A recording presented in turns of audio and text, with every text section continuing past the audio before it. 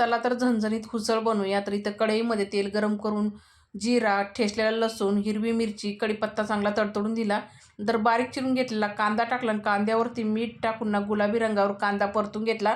नंतर त्यामध्ये बारीक चिरून घेतलेला टमाटर टाकला. मस्त परतून घ्यायचं चांगलं एकजीव होईपर्यंत. सुके मसाले टाकूया. धना पावडर, घरगुती मसाला, गोडा मसाला आणि इथं मी घरी बनवलेला गरम मसाला आहे आणि हळद टाकली.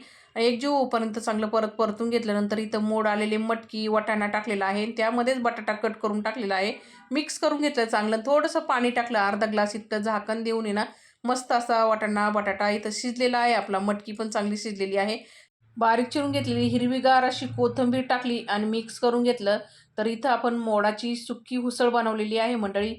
लगेच इकडे चपात्या पण तयार करून घेतल्या. तर सकाळचे 2 डब्बे होते मंडळी, तयार झालेले आहे. तर मोडाची उसळ चपातीबरोबर एकच नंबर लागते. नक्की ट्राय करून बघा. भेटूया पुढच्या व्हिडिओमध्ये. धन्यवाद.